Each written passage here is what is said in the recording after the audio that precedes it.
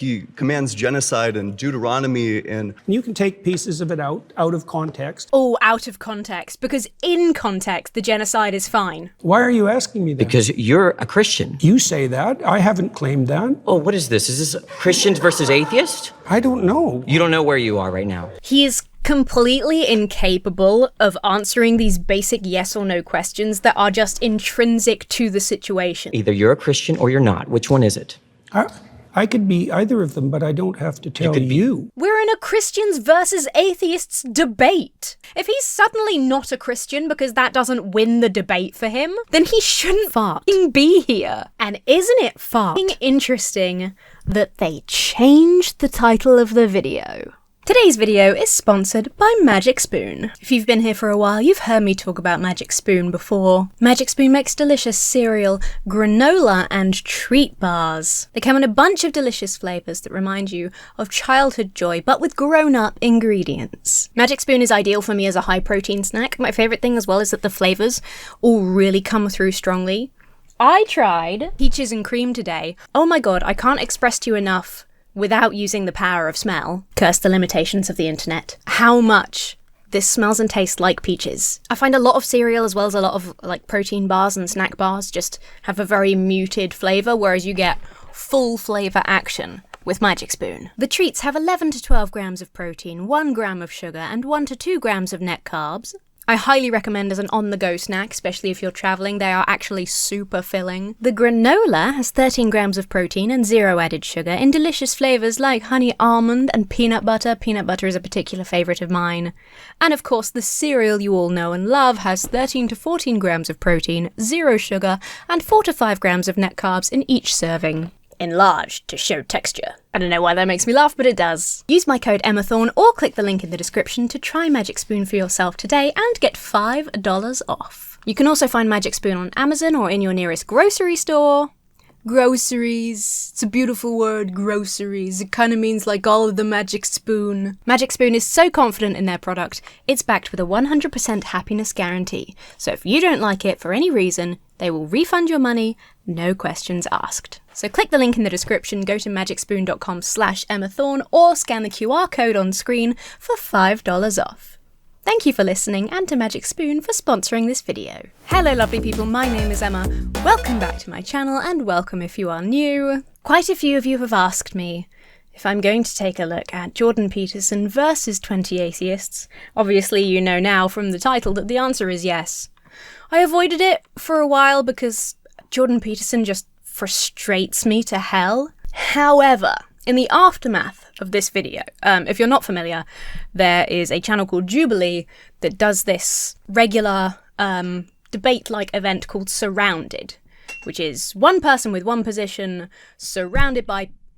Essentially, it's a debate format, but instead of one person with one position and one person with the opposing position, it's one person surrounded by 20 people with the opposing position.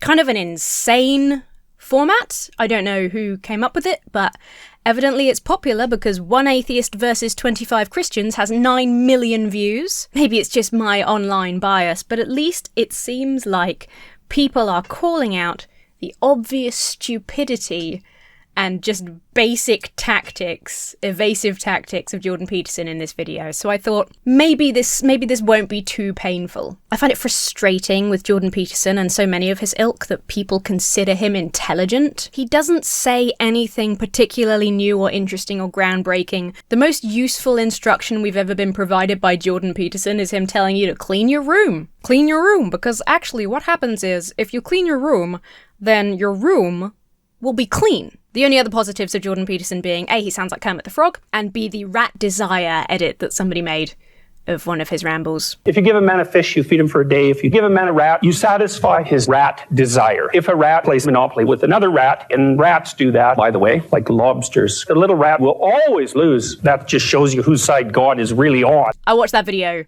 virtually every day. It never stops being funny. I do just want to talk very briefly about debate and rhetoric for a second. If you're not interested in my opinions on this, I'll put chapter markers in, you can skip to the Jordan Peterson video. I don't mind, I get it. I get asked a lot, chiefly by people who don't like my lefty woke opinions, why I won't debate a random in the comments, or Kent Hovind, or, some famous Christian, some right-wing whatever. And I've talked about this quite a lot, but this seems like a good video to lay this down for real. Debate is a skill separate from, that has nothing to do with, being correct. For example, there are active debates on the internet about the Earth being flat. I stand with Simon Dan on this issue. He has a very good stance on this topic, which is, I will not debate basic fact, because all it does is give credence to those people's ideas. I feel that way about debate in general. I already mentioned Kent, so why not use him as an example? He's a great example of how debate doesn't usually serve to change anybody's opinion or provide much other than entertainment. Kent Hovind, who is laughable even within the creationist community, believes he has won every one of the over 200 debates that he has done. So do his audience. Whereas the audience that opposes him believes the opposite. So what has that achieved? Well, entertainment. And people want to enjoy that entertainment, that's fine by me. But it doesn't do anything for us intellectually. Now, there's lots of debates where you might learn things, you might learn about more perspectives, and they can be useful in lots of ways. There are debates that are really interesting, but I will personally never engage in one because I don't have debate skills. It's not something I've ever learned, it's not something I've ever tried, and I don't do active confrontation particularly well. I'm not as eloquent off the, just on my feet. See? I can't even think of a way of phrasing that now in a video format, just to illustrate the point. I can't articulate a point off the top of my head as well as a lot of people can, and I know that. What I do have are very good critical thinking skills, in my opinion, because of, spending a lot of time at universities and things like that. I think I have very good research skills, and that, I think, is more important to use and to teach and to share, because that is what gets to the heart of truth, as opposed to debate, which is just an exercise in rhetoric. And you've heard me probably bang on about rhetoric before. It is all very well and good if you're a lawyer to be able to make the most compelling argument for your particular audience, I should stress. And that is how people like Jordan Peterson or Ben Shapiro or even Matt Walsh, who, to those of us who are not their audience, look like fucking idiots, because they're not saying anything unique or interesting, and a lot of what they say doesn't make sense, contradicts other things they've said, etc., is compelling enough to their audience that they seem intelligent and therefore trustworthy and someone whose opinion is worth listening to. So I think debates like this are largely unhelpful. Let's be honest, everybody watching this is watching it for entertainment value.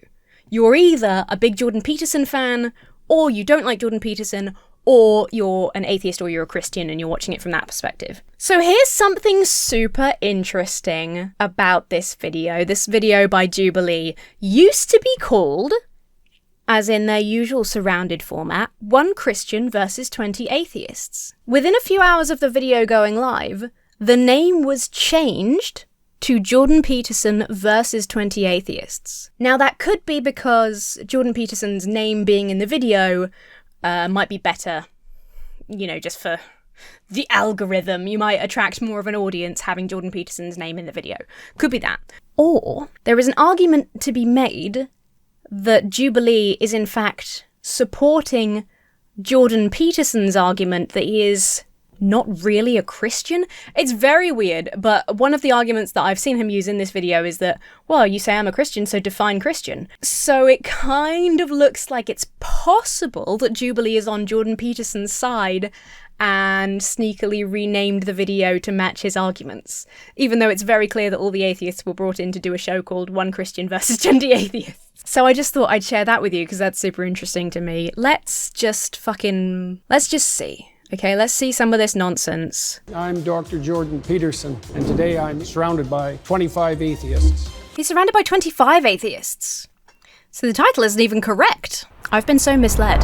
My first claim, atheists reject God, but they don't understand what they're rejecting. Wow, what a weird claim. What would that prove? You see, the whole thing with debates is it's framed to, a lot of the time, especially on an entertainment channel on YouTube. Okay, this isn't like every debate, but it's just, the point of this is to win against your opponent. I like watching academics debate where they might be, say, atheist and Christian, but they're scholars and friends and, actually have a purpose, an intellectual purpose to the debate.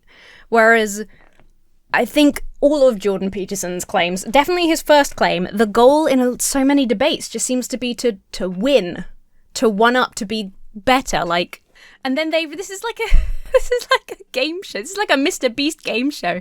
They race to get to the chair to debate with him.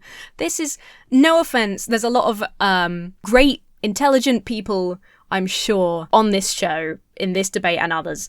But I mean, really, guys, is this what we're spending our time doing? Is this what we're bringing our knowledge and our intellect to this fucking musical chairs versus Jordan Peterson? My background is in studying to become a traditional Catholic priest, and it seems like I do know what I'm missing. Is there something that I missed over years of study, both this issue formally and living out religion? Perfect person to get to the chair first. And Christians usually hate this. There is such a strong idea that, oh, they just don't understand, they don't know. It's the same thing as like, oh, you're not really happy, you just don't know any better. They hate when somebody is like, no, I was very deeply entrenched in the culture, there was like no stronger believer than me, and now I'm an atheist. They hate that. Well, you obviously feel that you missed something when you were practicing for the priesthood. Well, then it seems kind of like this no true Scotsman type of fallacy in which you're the arbiter of people's aims and how they understand those aims to be. Yes, very good, actually. I stand by this being the perfect first person to answer this claim, because the claim is just a no true Scotsman fallacy. The claim is like so deliberately vague and just sort of pointless and futile that it ought not to be taken seriously in a debate, and it's a shame that we have to give it time, but at least that's being properly examined here. Well, it's obviously a generic claim, just like the atheist claim that there's no God is a generic claim. And atheism to you is a very specific type of like 3 people in the world that are these Raskolnikov type of, they want to get away with a perfect murder. It seems like you have the reductive view of what an atheist is. Oh, this guy's perfect. You see why I say that I could never debate? I don't have that skill. That is, I have an incredible breadth of knowledge that I can pluck from to respond perfectly to every argument. That's what good debate looks like, and that is why I don't do it. God rewards Moses with a glimpse of the divine. So this is a definition of the God that atheists are hypothetically rejecting. A possible one. I said Yeah. I didn't say the. I said, what's the... I'm not sure what the red flag is. Perhaps when a certain number of red flags go up, that's the end of this one person's chance, or the end of this claim. I'm not sure. But this is another just example of why I find debate so frustrating, because somebody can put forth a claim that is so vague and just pointless, that doesn't achieve anything, that you have to go in and define like so many terms. Like really, if Jordan Peterson's claim is atheists don't know what they're rejecting when they reject God, the supposition here is that Jordan Peterson does know, or Christians do know. So it's kind of the onus is on him to explain that so that we can then answer the claim. So instead, we're just kind of going around in circles with him being, yeah, but Moses and the blah, blah, blah. This is all pointless. This means nothing. This is 5 minutes of my life that I won't get back. We both have a reductive view of what the other side looks like, to the point where a conversation seems incoherent, and not just incoherent, but not in the way that the average Christian understands Christianity to be. Okay, let's pause there. Sorry. First of all, I don't think it's fair to say that he's been voted out. I think it's fair to say that the conversation is reductive, and I think that his little statement there is the perfect end to that segment, because yeah, what a waste of time. Hey, how's it going? Nice to meet you. Nice to meet you, David. David, good to see you. Tell me Go on, David. everything that you know about the Polynesian deity Lono, L-O-N-O.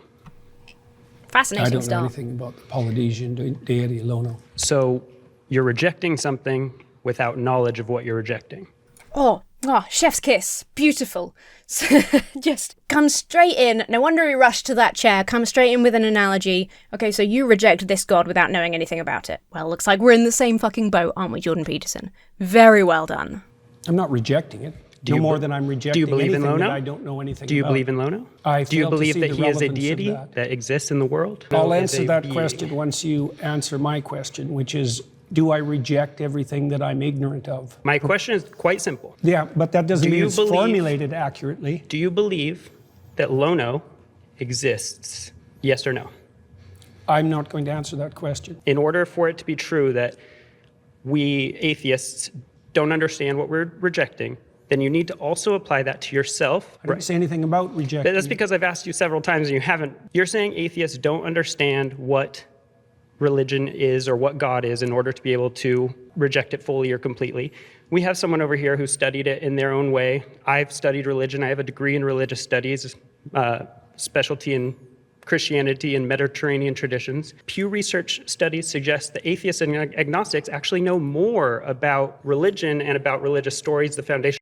We know on this channel that is true. We know that to be true here. That's because they're more religious than they think they are. That sucks that he was voted out because Jordan Peterson was absolutely wasting time knowing that was happening. Okay, not absolutely. I'm not inside his head. I highly suspect that he was wasting time with pointless things. Oh my god, my Tamagotchi will not stop beeping. I'm so sorry. There's poop everywhere. They're ill, they're sad. I have to deal with this for a second. This sucks because Jordan Peterson is able to just pontificate on pointless things and focus on, well, define blah, blah, blah, blah, blah, blah, in his Jordan Peterson way in order to waste time such that we move on from the question that he refuses to answer. Because that was an extremely clear, way to refute his claim. Jordan Peterson's claim is that atheists don't understand what they're rejecting when they're rejecting God. So this, David asks, well, here we have several people who are highly educated in the topic, who are interested in the topic, who maybe were believers, as well as research by the Pew Research Center suggesting that atheists actually study religion more than religious people.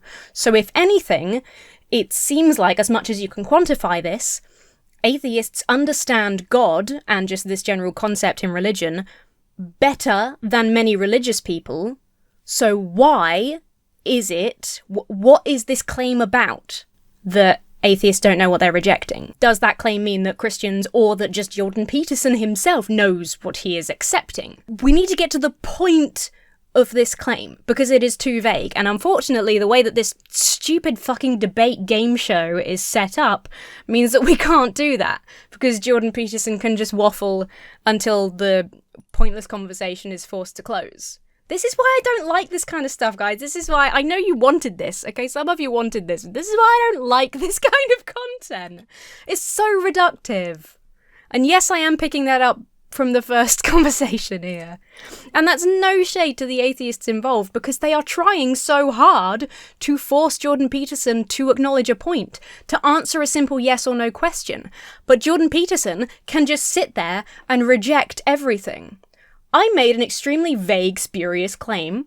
I can also refuse to answer any of your questions and change the subject and delay things. At least most people with a vaguely functioning brain can identify that that's what he's doing and why he seems so ineffective throughout this debate. But it is just a frustrating waste of time. I guess it probably made Jubilee quite a lot of money, but that's all we're really getting from this. Aha! Hi, nice to meet you. How are you doing? Good, how What's are you? your name? I'm Greg, nice to meet you. Greg. Hey, Greg. Okay, you're getting at this idea of polysemy, where we have multiple related meanings for a word. A famous painting can be emotionally moving. And when I was on the highway coming here to the studio, I was physically moving. I was changing my position. If I said, I believe the Mona Lisa is very moving, and you said, you don't really understand what you're saying, it's nailed to the wall, I would say that you're the one who doesn't understand what I'm saying, not the other way around. Ooh, I love that. I really love that. I'm going to let him finish this point, but I think I know what he's getting at, and I think I'm really into it. That relates to this is there are many concepts of God, and I'll admit I find a lot of what you say about that interesting. I'm familiar with it. When I'm saying that I reject the concept of God, I'm aware of these other definitions of God, but I think that when we use words, we tend to only imply one meaning at a time. This is such a great point. There was a video I did recently. I genuinely can't remember which one it was, so I apologize for that. It might have been 10 Reasons I'm Not a Christian. I can't exactly remember, but I opened up with a definition of the kind of God that we're talking about in the discussion because of this exact reason, because of the Jordan Petersons out there who use this wordplay, semantic argument as a kind of gotcha to say, well, you're rejecting God, but you have a very specific idea of God, which again is what Jordan Peterson, I guess, is kind of claiming here. And so I took the time to step aside and say, when we're talking about God in this context, especially of Christians versus atheists, it's pretty clear that we are discussing the Judeo-Christian concept of God, or the Abrahamic concept of God. When we say we reject the idea of God, I am talking about the focal point of a religion, a deity, an omnipotent creator being. That's what I defined when we talked about it before. A lot of people will come from an anti-atheist perspective and say things like, well, what created the universe? And that's irrelevant to the discussion when we're talking about a creator being who is influential upon the world of man, like the gods that we are obviously talking about when we reject the idea of God. Because anyone can take the concept of God and just apply that to some science we don't understand. I don't know what, if anything, started the universe, so I'm going to refer to any possibility within that sphere as God, and therefore you are wrong for being an atheist. That's just a gotcha. That doesn't mean anything. That's reductive. It doesn't further any kind of discussion. It is clear to everyone who isn't just being an asshole about semantics as a gotcha that we are talking about a creator deity who fulfills these certain, Judeo-Christian values. So I'm really, really glad that somebody pointed that out in this debate, because it is one of the things that frustrates me the most, is this argument from semantics, which is like 99% of Jordan Peterson's arguments, so no wonder I am not into his vibe. I would say I reject the concept of God in this very literal way. But What literal way? the way that God is this omniscient, omnipotent, agentic, supernatural being. The idea of God is Do you like... think that there's an underlying unity of things? Could you explain that question? Well, scientists, for example, believe that science unifies in a comprehensive theory. Some scientists think that. And I think it's kind of unfair to ask that to somebody who isn't a scientist that will have a good grounding in this, because... No, or I that know there are that multiple competing truths. Those are the options. I know that, for example, like in physics, people are looking for like a theory of everything. And why do you think they're doing that? It's interesting, it's helpful. Could you help me connect that to the prompt? Well, I'm trying to define God, the God Yeah. that I don't think atheists do a very good job of defining. Can we go back? Can we stay on what we were talking about? We are. Okay. You're just uncomfortable with the question. How ironic, considering how much he pontificates and avoids the questions. Like, what a ludicrous thing. I'm going to skip to the end of this claim because I've already been going for a while. Claim 2, morality and purpose can't be found within science. I don't know who... 2 claims in feels like just pointless. Who's saying that you can find morality and purpose with science? What's this argument? What's the purpose of this argument? Surrounded is now a podcast available Good for wherever Surrounded. you listen. I will not be listening because I find this whole conversation and everyone like it to be pointless and a waste of time. Please keep watching the video. Morality and purpose cannot be found within science. I know that this is a show and everyone wants to have their 5 minutes, right? Everybody wants to get... The purpose of being here is to get in front of Jordan Peterson and have a discussion on this vague topic, right, of Christianity versus atheism. But what I would love more than anything is if he made a claim that is just pointless and stupid and nobody ran to the chair. If everybody agreed to just stay sat and were just like, well, I don't know who's claiming the opposite, so there's not really any point in answering this question. This isn't a very pertinent question to this debate.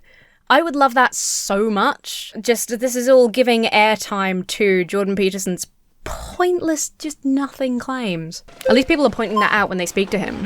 What is up, Mr. Canada? How you doing, man? I'm doing great. What's How are your you? name? Brian. I think it's interesting Come on, that Brian. you say that morality and purpose can't be found in science. Actually, No, within science. sure. Yeah. Purpose, I actually grant you, because purpose is subjective.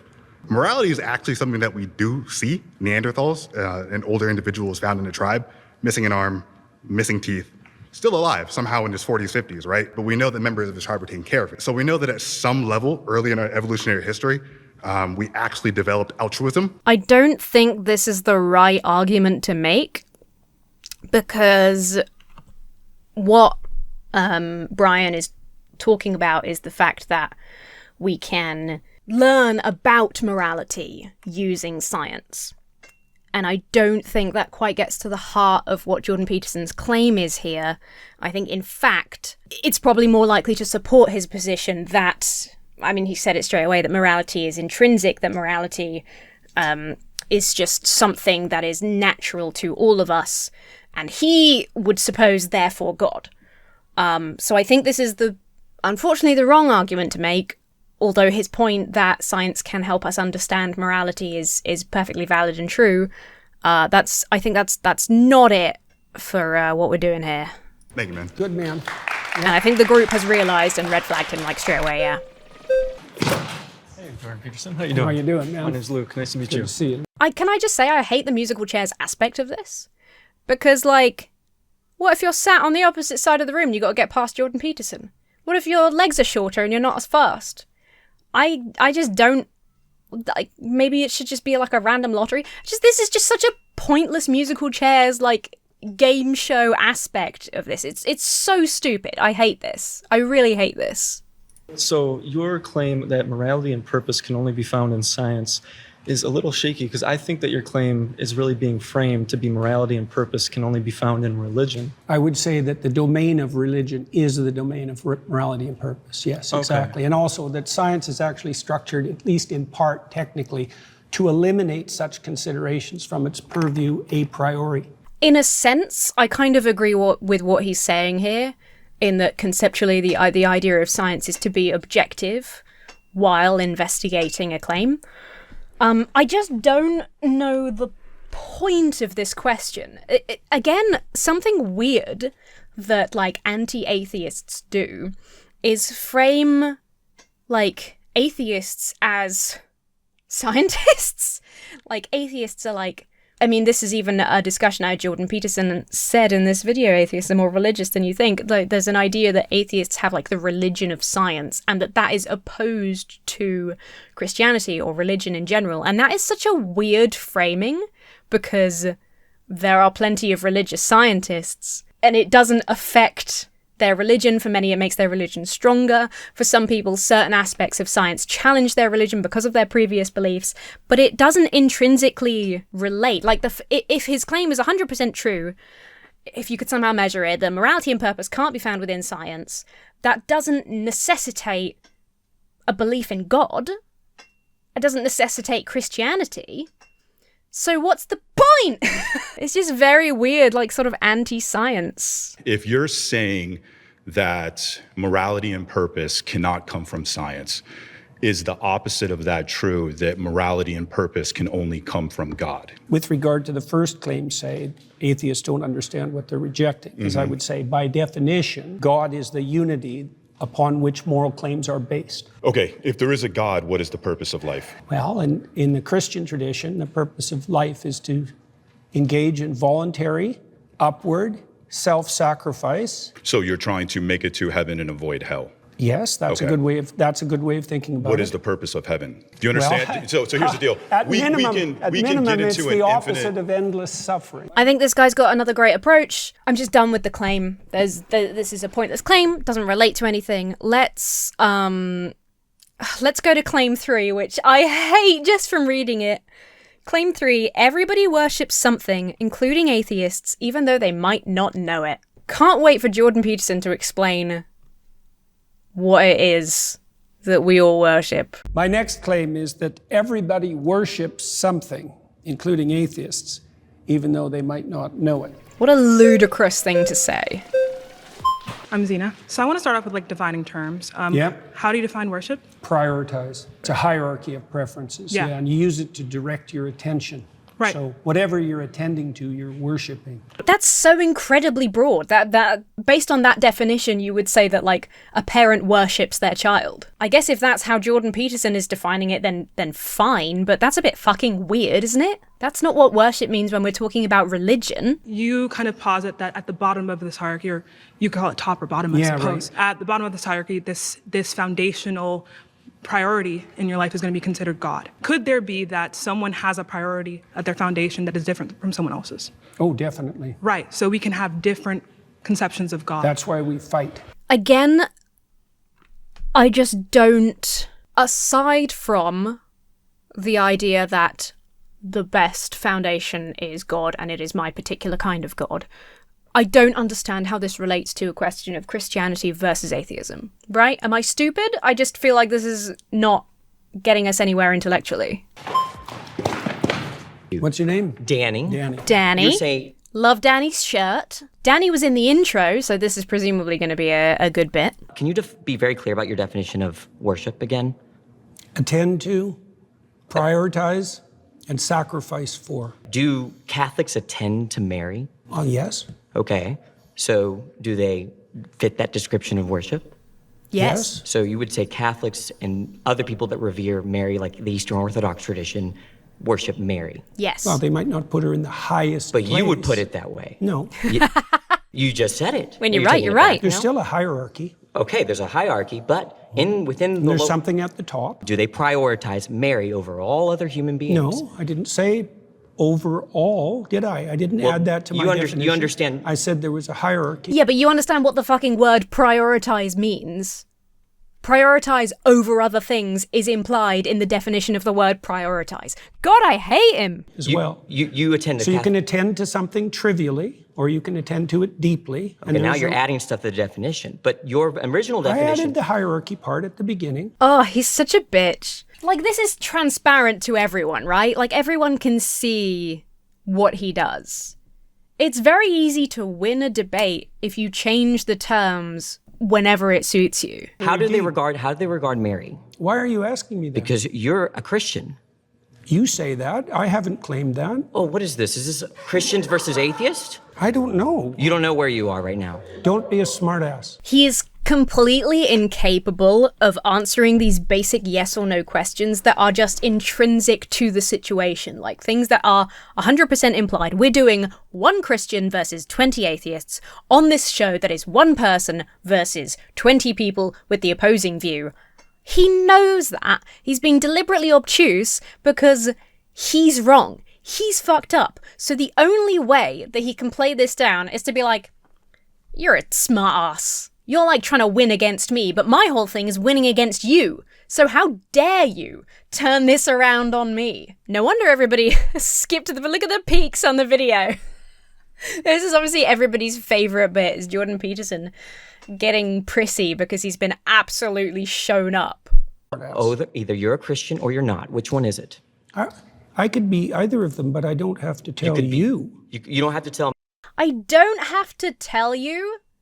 We're in a Christians versus atheists debate. It is fundamental to the point of us all being here that he tells them if he's Christian. If he's suddenly not a Christian because that doesn't win the debate for him, then he shouldn't fucking be here. He shouldn't be here anyway because he's a moron, and he's only here as in at this point in his life where he can do things like this because he has convinced other morons that he's not a moron. So when he's surrounded by people who are actually really intelligent and articulate and can see what games he's playing, he gets completely shown up. Danny. I was under the impression I was invited to talk to a Christian. Am I not talking to a Christian? No, you were invited to... I think everyone should look at the title of the YouTube channel. You're probably in the wrong YouTube video. And isn't it fucking interesting that they changed the title of the video? Maybe this is just me wild conspiring now, is me wild theorizing. Maybe Jordan Peterson asked them to change the title of the video. Wouldn't that be funny? You are quite something is his answer to all these really obvious questions that shouldn't need to be asked because it should be implied. Are you a Christian? You're here to advocate for God against atheists. You go to a Catholic church. If you're now turning around and saying, I'm not a Christian, that changes this whole debate. That changes the basis of every claim. He needs to answer the question. Otherwise, they'd all be perfectly valid, and God, how I wish they had done this, in just packing up their shit and going home. If it wasn't for the fact that this is a video and everybody wants their 5 minutes to show up Jordan Peterson, which again, I completely understand. I sympathize with that 100%. But the right thing and the best thing to do at this point would be to say, okay, he's not even willing to admit the fundamental basis of this debate. Let's all go home. He's not worth our time. That's the statement that I want to be made. Right, you're not a Christian. Okay, I'm done with him. He was right. He was 100% right. Jordan Peterson got backed into a corner because being called a Christian, he can identify that being called a Christian and being forced to, actually specify a position would cause him issues in the debate, and he refused to do so. So he's able to claim some kind of moral high ground by pretending that Danny was, being rude or something. They do this so often in debates. It's this, victimizing yourself as a way to get out of, oh, you're bullying me, you're being mean to me, and that's why I can't answer your basic yes or no question that is intrinsic to this whole discussion. Everybody, the reason this is so, viral is because everybody fucking sees through that. Hi there. Hi, nice What's to meet you. your name? Gerard. Hello, Gerard. Nice to meet you, sir. So you've said that worship is when you prioritize and sacrifice for something, right? I prioritize and sacrifice for my wife more than I would prioritize and sacrifice for a random person on the street, right? Pretty bad marriages. Assuming a good marriage, are you saying I worship my wife? I'm trying to define worship. I'm trying to define worship. Okay, well, can you do it then? Because that's the discussion we're having. Worship is a word in your claim, so yes, you need to define it, and you did already a couple of times. It's just been made clear that definition means that people worship their family members, people worship stupid things, that it's clear that your definition of worship is fundamentally ridiculous, so yeah, you need to define it. That's welcome to debates, Jordan Peterson. The higher it is in the hierarchy, the more what you're doing is akin to worship. That's fine. That makes sense. That is a better part of the definition that he should have included out the gate.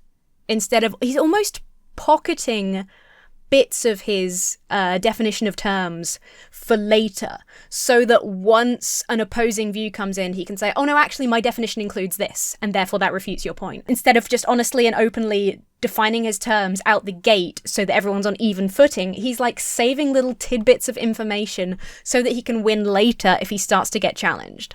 What a sneaky bitch. It's Kermit the Frog here, being a sneaky bitch. It's not easy being Peterson.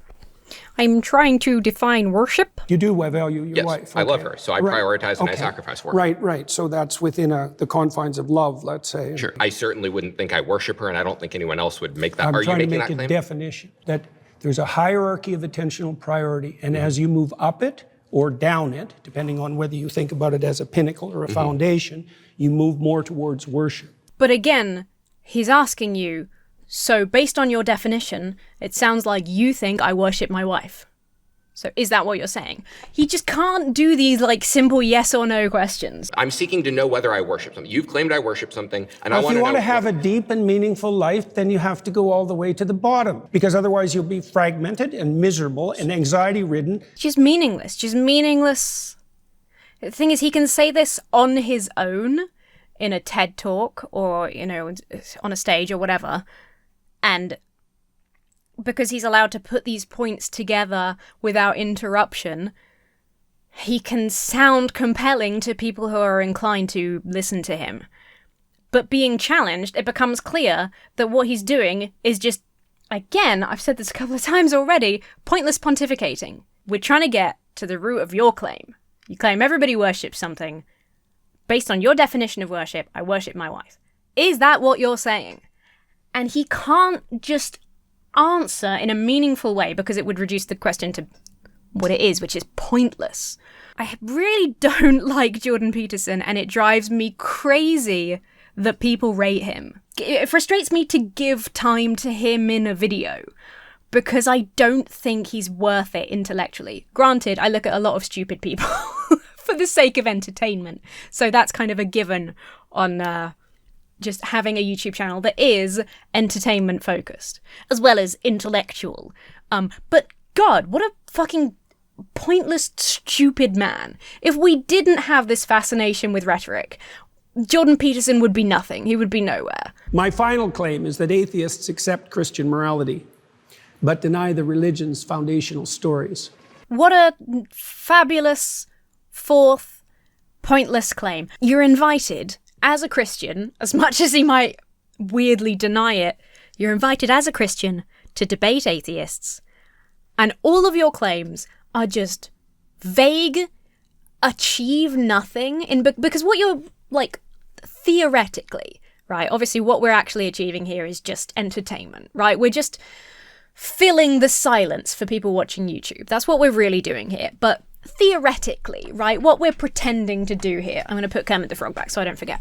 What we're pretending to do here is advance our cause, right, in a debate. He's meant to be advancing the cause of, again, he'd probably argue with this, he's meant to be advancing the cause of Christianity. He's meant to be making a more compelling argument for Christianity compared with atheism. That's the focus of a debate, is to make a more compelling cause for your side, right? My side is more valid, my side is more moral, whatever approach you're taking, you're trying to say that your side is better than the opposing side.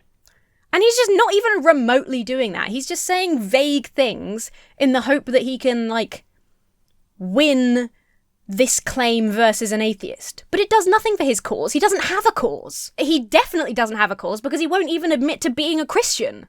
What an enormous waste of time. Atheists accept Christian morality, but deny the religion's foundational stories. Say he's right. Say he's right, even though, I mean, my main argument against this would be that Christianity doesn't have a consistent morality. That it varies from person to person. Again, based on what lots of people have already said in this debate, based on the Bible and all the different versions, translations, etc. of the Bible. The fact that we don't have original manuscripts for any of the Bible. The fact that different denominations have different traditions, blah, blah, blah. There is no one consistent interpretation of morality in Christianity. If you took the time to say, okay, I'm defining Christian morality as, you know, the main teachings of Jesus or something like that, you say it's about love thy neighbor, blah, blah, blah. If you managed to establish that, and then we said, okay, yes, a lot of atheists, because again, not all atheists share the same morality, so that also just makes the claim kind of redundant. Not all Christians share the same morality, not all atheists share the same morality, therefore the question is fucking pointless. But if we say, yes, some atheists accept Christian morality as defined by these specific terms and this specific interpretation, but deny the foundational stories, that still wouldn't change anything. You're allowed to accept, you're allowed to accept the moral teachings of, like, Bill and Ben the Flower Pot Men. It doesn't mean you have to agree that Bill and Ben the Flower Pot Men is a real-life documentary. You learn a lot of moral lessons in Peppa Pig. It doesn't mean you have to believe that Peppa Pig is a real-life creature.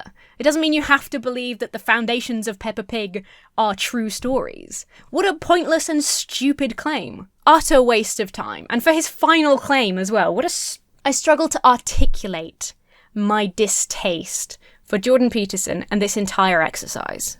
Hi there. It's very nice to meet you. What's your name?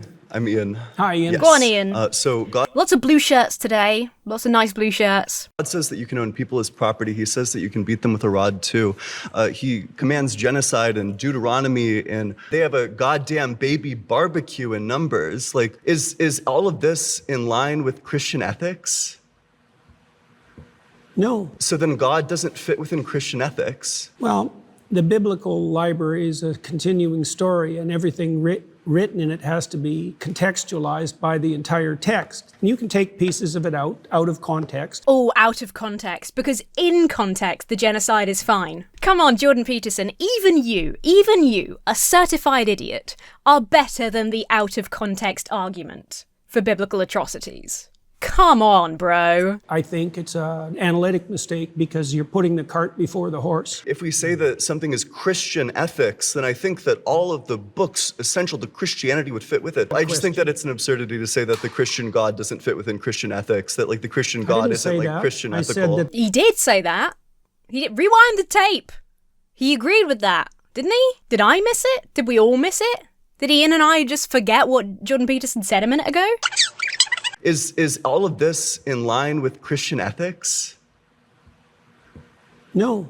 Specific statements that you made don't take the context of the stories into account. Within context, biblical atrocities are still atrocities. I mentioned when I was fleetingly describing some biblical atrocities recently, I mentioned the 42, I said 42 kids were mauled by a bear for mocking a bald man. The number of people that said, actually, it was 42 youths, not kids, youths. And because I am a responsible person, and I had framed it as kids, I thought I'd better look this up and find out more. And I learned that the Hebrew word used to describe the youths can also be translated as adolescents or young men. Taking into account the average lifespan of a person at the time being significantly younger, the average age of parenthood being significantly younger, I don't think it's far-fetched to say that what they at the time might have referred to as young men or adolescents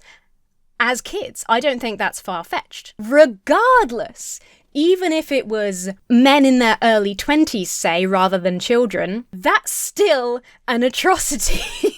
It's still a disproportionate response. This, but the context falls apart in almost every circumstance. The context is almost always, yeah, but God said that those people were really bad, and he had to teach them a lesson. And my ethics says mauling them with bears is still not ethical. So at any time this the context, unless you are genuinely pulling something out of context and cherry picking, as many Christians often do in these debates, it just is laughable to me, especially if we're talking about atrocities. You cannot pretend that the terrible things in the Bible are not terrible just because you're not reading the entire book in the context of the entire Bible. Come on. That's just a lazy argument. It's a lazy non-argument. So in 1 Samuel 15:3, God says, go and slaughter the Amalekites, slaughter the men, the women, the children, the infants. What's the justification for that? Is that in line with Christian ethics? That's a good question. I don't really know what to do with the terrible, blood-soaked, saturated history of the human past. Regrettably, very, very regrettably, for the first time, I have to give props to Jordan Peterson for saying, especially in the context of a debate, for being asked a straight up point, and for actually, for the first time in this debate, straight up answering, I don't know. I don't know what to do with that. The history of humanity, including the history of this faith, is full of bloodshed. I always have to give a shout out to anyone in any situation like this that is willing to say, I don't know. It is such a simple and valid answer. I always appreciate that. And in this case, it is Jordan Peterson that is saying it.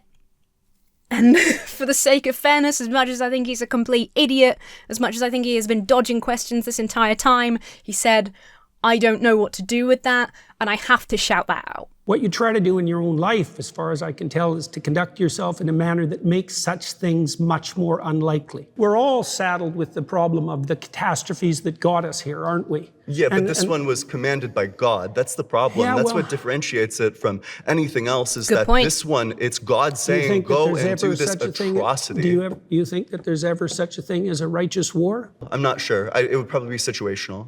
Well, right, fair enough. But there is no situation, I would say if asked this question, I don't know. I'm not politically educated enough to know the answer to that question. My heart says war is never justified, but I am aware that I am lacking in education on the topic and that plenty of people could probably refute that, okay? However, in my view, there is no situation, no wartime situation in which it is ever ethical to target civilians, let alone all the, this is contextual for the time, all the women and children, right? There is no situation, wartime or not, whatever threat these people, the Amalekites or whoever, whatever threat they pose, it is never justified to command killing all of the innocent civilians and the children. Because the idea, right, is that these people, they're very sinful. It's not just because God wants you to take the land for yourself, which is the main reason for all of these things, right? Usually it's that, God said we can have that land, so we need to come up with reasons why it's okay for us to murder in order to take it, right? It's expansion, it's colonialism at its heart. However, even if you accept that the reason, the justification for the attack, for the killing, for the bloodshed, is that these people pose a threat, that they are not good people, that they are sinful and debauched and terrible, and the only way to stop them is to wipe them out, it is still not ever ethical to kill the infants. My battery's dead. Even if you can somehow justify killing all the civilians that aren't involved in the military, that aren't involved in the government or anything that happens, there is no justification for killing people, human beings, who aren't even old enough to have formed an understanding of morality. Maybe you can occasionally justify war. Maybe you can even justify this specific biblical attack if it weren't for the fact that God specifically asked them to wipe out every civilian, including infants and children. That is never morally justified, so you have to square that story with Christian morality. That story is part of Christian morality. And that's what Jordan Peterson and people like him and just Christians in general can't do, because it is so heinously unethical. So you will never get a direct answer to this question. You might get somebody like Kent Hovind saying, well, they all had AIDS, and horrible shit like that. That's the best you can hope for, which is nothing to do with the text and comes from zero evidential basis. That's why people like Jordan Peterson cannot answer this question. This one certainly wasn't a just war. The context for the Amalekite slaughter is that 400 years earlier, they fought one battle, which they lost. And then 400 years later, he commands the Israelites to genocide their great-great-great-great-great-great-grandchildren. And also, a genocide is not a war. Well, a genocide can be a war, but... Absolutely not. The infants aren't combatants. I already said that it's very difficult to look at the blood-soaked past and to know exactly what to do about it. It's necessary to read a text like the Bible at all of its levels of analysis simultaneously. And there's a directional morality that emerges across. So I kind of understand what he's saying here. I believe his point is that almost an everything happens for a reason kind of argument, in that everything that happened, even if it looks in its individual context very dark and pointlessly destructive, it was all leading to this ultimate good, which is probably the best argument you're ever gonna get for biblical atrocities, without proving that the ultimate good is a thing that exists. That bears no that does nothing in an argument versus atheists, because we don't believe in the prophesized, ultimate kingdom of heaven shit, new earth, new heaven, whatever.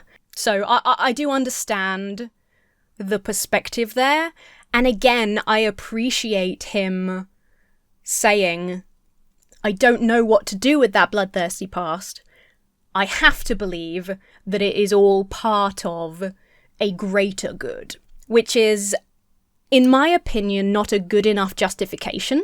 So again, I love my Aristotle. I think that every belief you have must have a strong foundation, otherwise get rid of the belief. As much as I appreciate Jordan Peterson saying he doesn't know what to do with this bloodthirsty past, I have to challenge that, because what justification does he have for this belief that say it's all for the greater good? If your justification for a particular belief is I don't know, you have to get rid of that belief. I guess by my lights, a perfect being doesn't change. A perfect being, if they're maximally good, maximally moral... Does our understanding of the perfect being change? How do we distinguish between that, though, at the human level? Presumably a perfect being would be revealing all of these aspects all the time, especially if God's outside of time. I don't know how a God who's outside of time is revealing different things at different times. That just seems like incoherent to me. I again said this in a recent video. This was definitely in my 10 Reasons I'm Not a Christian video.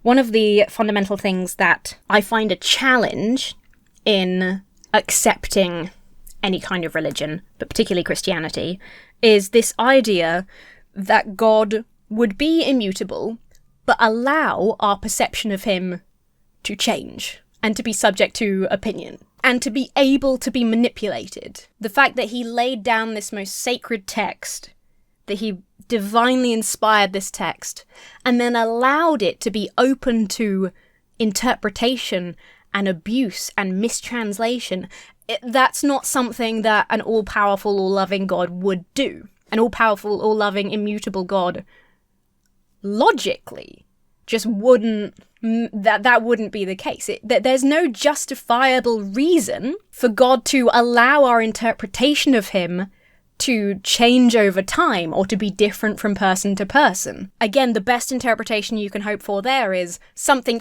it's a test, which doesn't hold up. Oh, Dr. Peterson will now choose an atheist to debate for Zena, 10 minutes. Because I think she asked genuine questions and wasn't trying to win. Oh, how ironic. And Zena was super polite.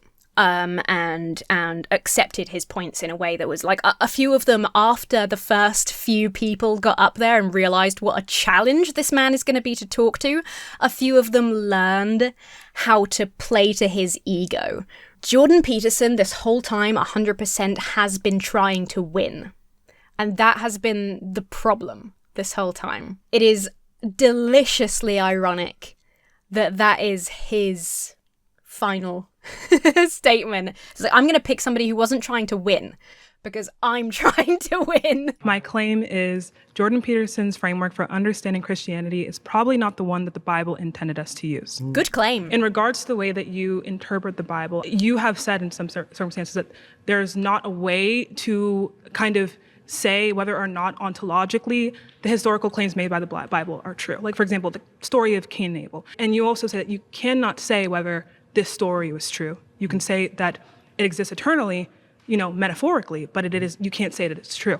And if you can't say that there are historical facts being said in the Bible as stories that weren't really said with much ambiguity, how do you know that your interpretation is the correct way? So that's why. Basic and fundamental question, but because of the nature of this debate and the claims that Jordan Peterson has made, a very good question to ask. And well put. What do they say? By their fruits you'll know them. Well, so one of the things I look at is the impact of what I'm doing. I know a lot of evangelical Christians, a lot of Catholics, a lot of Orthodox Christians, and they've told me that they found my interpretations very helpful and that it deepened their faith.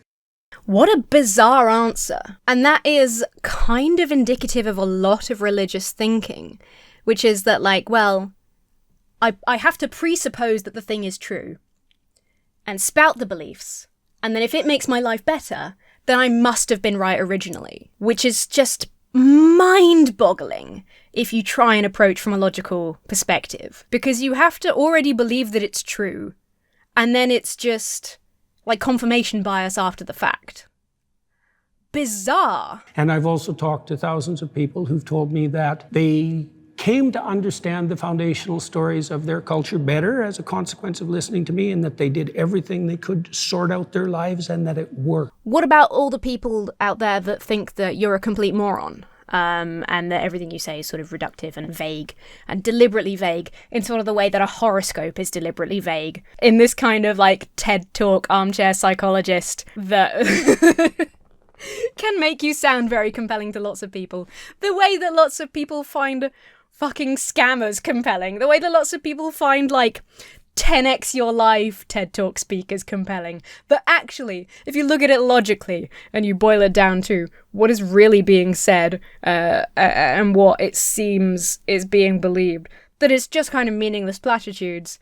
But because enough people found that platitude helpful, or believe that they have to find it helpful in order to achieve that motivation, manifestation, baby, that means that it was helpful. If I've convinced enough people that I'm doing the right thing, then I am doing the right thing. Well, you might as well become a crypto scammer, because that has a bit like how being good in debates has nothing to do with being right. Convincing certain people, and no offense, folks of the world, but there are a lot of silly people out there, okay? And I include myself in that, just not in this particular aspect because I have critical thinking skills.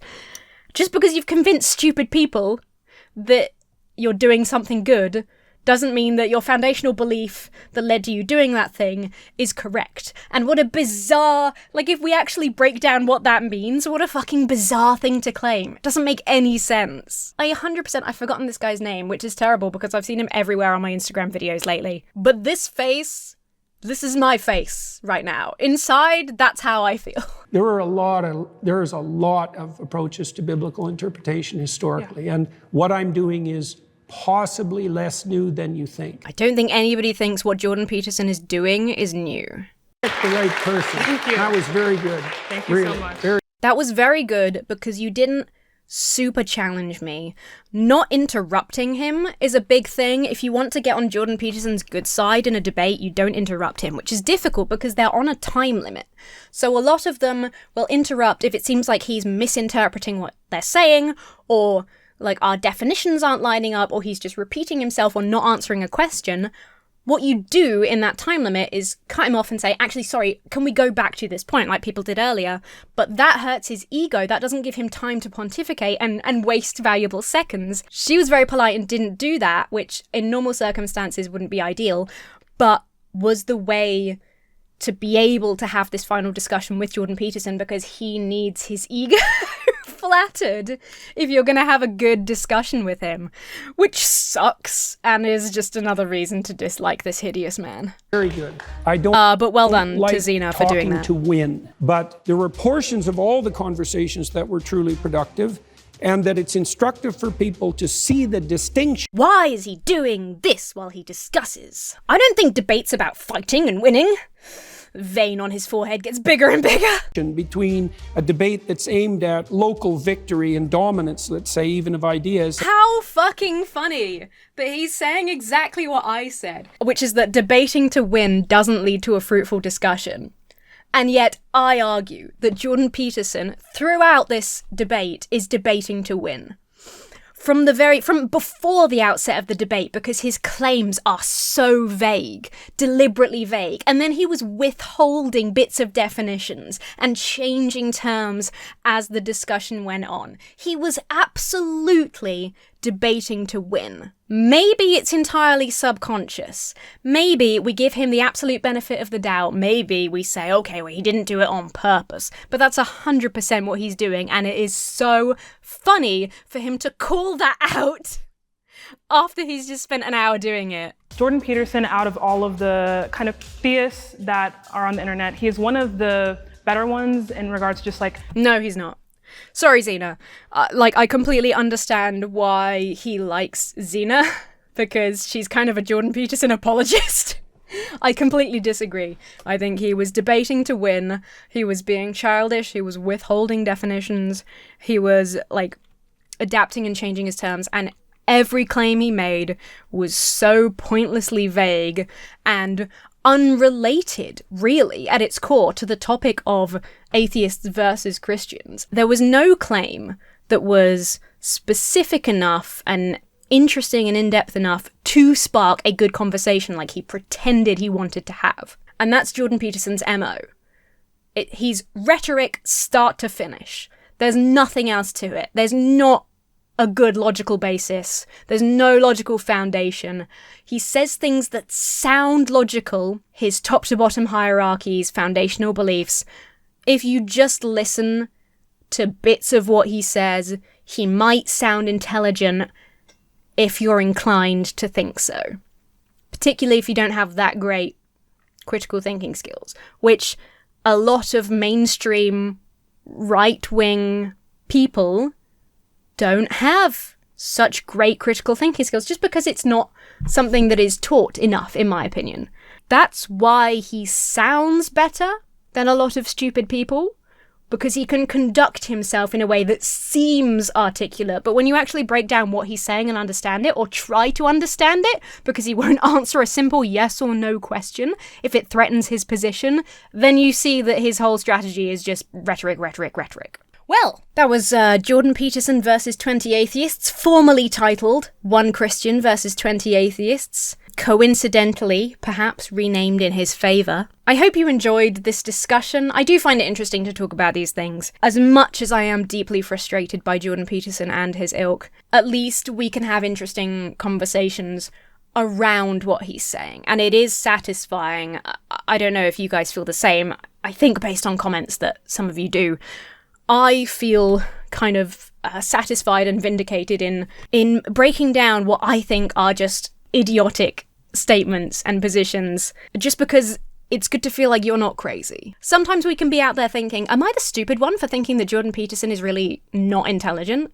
Like, am I just an idiot who doesn't understand him? Because that's the position that they take advantage of, right? That they want people to think. But no, as soon as you actually sit down, you listen to him explaining every word within the full context, and you're like, nope, it's still stupid. It's still idiotic. That makes me feel better, so hopefully it makes some of you feel better as well. If you did enjoy today's video, do check out the sponsor using the link down below. Give the video a like, leave your thoughts down below. Comments are super helpful for the algorithm, I think. Check out my gaming channel. I've played a lot of fun Frankenstein-themed games recently. I'm playing Atomfall, playing the new Tamagotchi Plaza. It's a ride, okay? It's a whirlwind of fun activities over there. Check it out.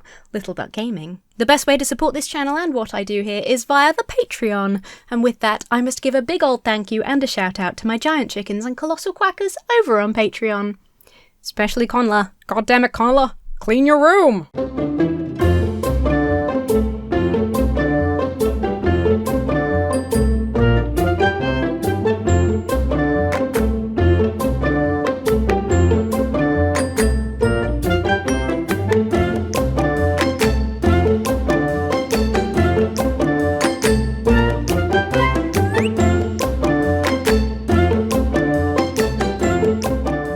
Most importantly, have a very lovely week, and I will see you really soon.